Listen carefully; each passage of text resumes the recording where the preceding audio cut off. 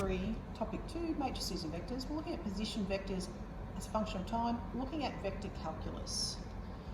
So if we start with our position vector r, and we want to go to our velocity, we derive.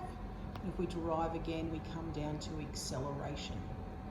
Just different forms of the notation there. We can see acceleration can be seen as the derivative of the velocity with respect to time, or it's the second derivative of the position vector, indicated either by the 2's here or the double dot.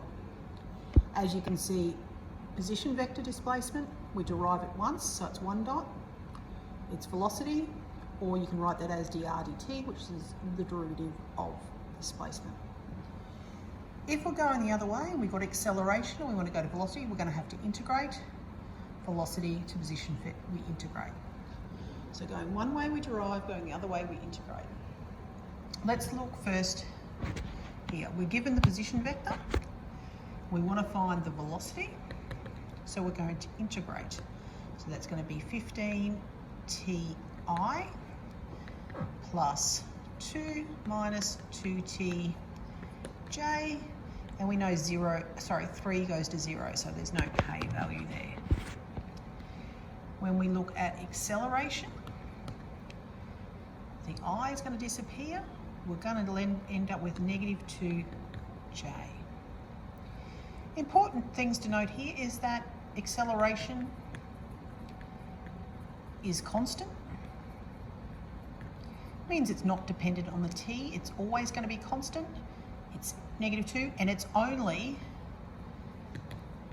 in the j direction. So while position-wise, we'll move it, the acceleration's only working j.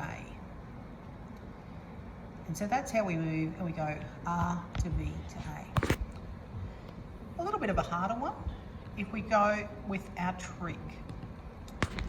Say if we have cos 3ti plus sine 3tj. So V, deriving, will be 3, cos goes to negative sine, so that becomes negative sine 3ti. Sine goes to cos, but it's positive, so it'll become 3 cos 3tj.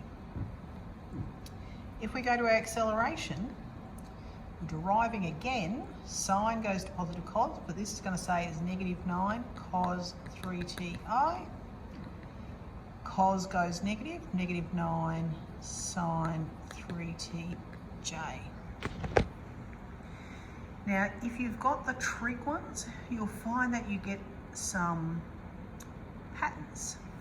And as we can see with this one, the position vector r and the a are scalar multiples. We can write that a is equal to negative 9r. Now that indicates to me that a is parallel to r because it's a scalar multiple. You could also, if I did r dot v of this, if I do r dot v of this, I'll end up with negative 3 cos 3t sine 3t plus 3 sine 3t cos 3t. This equals 0, which reminds us that the position is perpendicular to velocity. You could also, by the same way, show that the velocity is perpendicular to the acceleration as well. You can go both ways. And that's our start to vector calculus.